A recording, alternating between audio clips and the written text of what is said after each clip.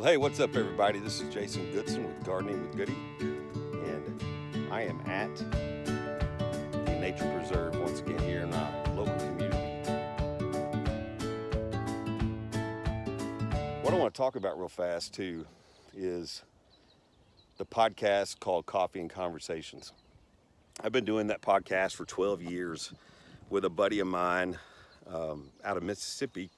His name is Johnny Taylor, and we have really the whole point and purpose behind that Coffee and Conversation podcast was to drink coffee and talk about God, which is what we normally do anyways. And you got to have somebody like that in your life, and he's one of those guys. He's just really been a huge part of my life and impacted me in such a great way. Well, the podcast that we did yesterday, and we just started the YouTube channel called CNC Podcast because Coffee and Conversations already taken. But I'll leave a link to that in this video and down below, and you can click there and go listen to it. We have a guy named John Lynch that joined us yesterday, and he is just one of the kindest, most gracious guys I've ever been able to talk to. And I've never really met him in person, just met him online yesterday for the first time, but he connected with us through this podcast called Coffee and Conversations. And so he joined us yesterday, and what an incredible talk about God, His grace, and our identity in Christ. And if those are things that you struggle with, let me just be of encouragement to you that the God of the universe loves you deeply. He wants to have a relationship with you, and He wants to have an intimate relationship with you. A relationship, communication, talking, reading, relying upon Him. It's about dependence. It's not about us being dependent upon others in our life. It's all about Him. It's all about us resting and having our life found in Him. And so that's a big part of the reason Gardening with Goody started, and this is a big reason why I'm doing the garden. I'm doing the till, the no-till stuff, and just allowing Him to teach me in this whole process, and He's doing it. And it's been such a great way for me just to learn and to grow and to rest in Him. And it's a restful process. So go check out that link, check out what we're doing, check out the things that are happening around with that, and let us know about some subjects and things like that you want to hear from, because we want to hear from you. And if you're struggling with your identity in Christ, you're struggling with the things like that, send me a message on Instagram at Gardening with Goody, and let's discuss it, because I'm all about this community. I'm all about the homesteaders. I'm all about the people who are really just taking the opportunity to help each other out. There's great stuff out there. DB Acres Homestead. What a great family that is. If you haven't checked them out, go check them out on YouTube. Go check out the Chicken Run Homestead. Go check out all these people who are really invested in doing things right through the garden and just the life. And you're going to find out that through these people and the things that are going on there, that there are people and abilities and things that you can learn, and it's good family content. You don't have to search. And this is the new camera that I unboxed today, and this is a pretty sweet little gift. All right, this is Jason Goodson with Gardening with Goody, take 2, because I did not turn the microphone on my previous garden tour, so there was no sound whatsoever.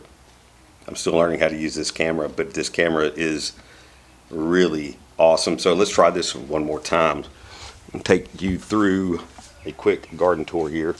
And it's not much, but it's ours, and we are proud of it. We've been eating out of it, and there's been a lot of failure. There's been a lot of good things that's happened, and if you don't go through the trial and error part of it and experience the failure and experience all those things, you don't learn. And that's part of learning. If you fail sometimes, it teaches you not only what you've done wrong, but how to fix it. There's things like that you just can't walk away from. That being life, sports, gardening, homesteading, anything that you're doing. If you fail on something, and you are going to fail at it, you have to learn from the mistakes and move on. So here we go again. It's going to take you through real fast just what we're doing, and I'll show you this. It's pretty cool. This little mound here was kind of our first project, and I just started throwing seeds at different spots, not really realizing, you know, what the results would be. But you know, we've got the mint in here with it to try to deter the pest. Some Swiss chard did really well, some did not. You know, some were still struggling to grow. Some was really taking off, and the salad bowl lettuce. If I'd have done it differently this time, I'd have planted them closer together all the way down and had more benefit from it. And then over here, we did a couple of raised beds. And kind of give you an idea of what I did with the raised beds is I just laid it down on top of our mound that we had here, and I put 3 to 4 inches of compost and 2 to 3 inches of the wood chips on top, and it is really taken off, and they're doing really good. I just harvested this middle right here, and there's already some small growth happening right there. I harvested that a week ago, harvested this 2 weeks ago.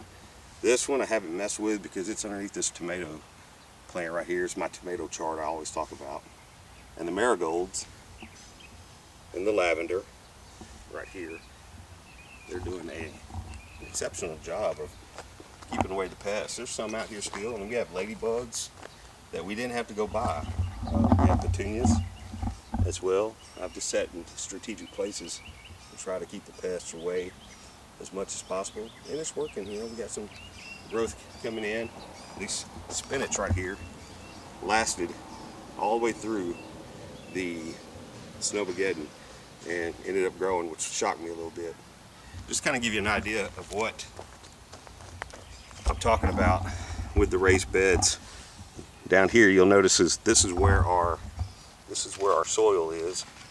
Down here, and we have at least 3 inches of wood chips right here. So when these spinach start sprouting here, the ones I just planted, when they start growing, I'll be able to move those wood chips back over, and they'll just green on up.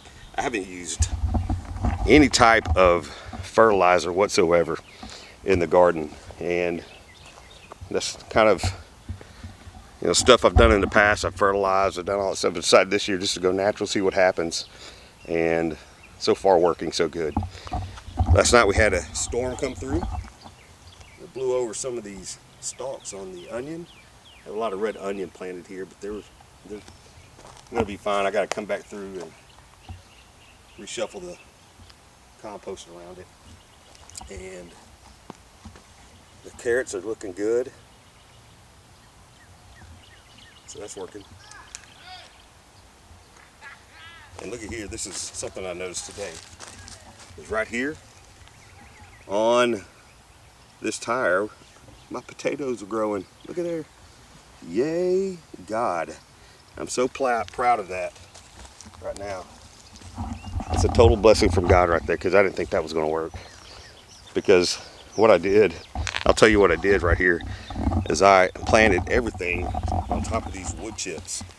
I put a layer of cut grass on top of the wood chips. I put in 3 inches of compost here, and I've got another 3 to 4 inches of wood chips on it. So when that sprout grows up, I'm just going to move those wood chips in and around and see if it'll continue to grow. And right here, I have this odd little thing I'm trying with the cucumbers. And as they start sprouting, we're going to start growing them up and tying them on the trellis here. Sometimes you got to experiment, and this is one of the things I'm experimenting with. I've never done sugar snap peas. Some are doing really well, some are not. This is cabbage. I've never grown a cabbage before, but I've got 3 that have sprouted here. And we got some, I put some eggshells down out here and some herbs that are starting to grow. I've got some oregano, some parsley. And let's go out here to this other garden that I've been doing some experimenting with here. One of the things about a garden, no matter what you do, there's always going to be some weeding that has to happen.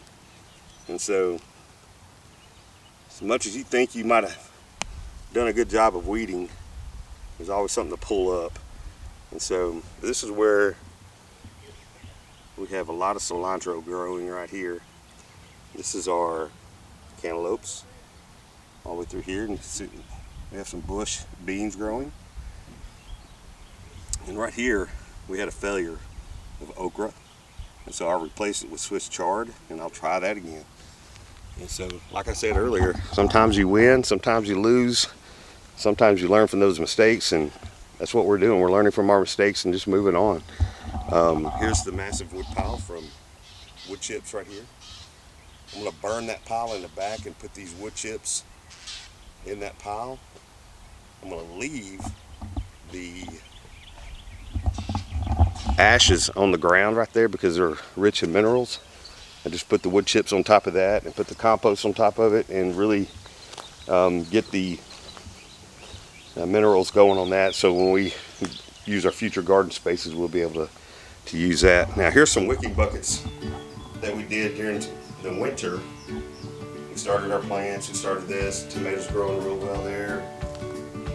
We have some garlic coming in with some jalapeno peppers, and I planted some more spinach right there. These are beets, the kale. The kale is really good. When your kids eat kale straight off the stem, you know it's pretty decent. We got some more kale growing right here, and it has sweet peppers all in this area. And some more Swiss chard growing right here. Summer squash starting to sprout up. There's some more tomatoes, more peppers, bell pepper.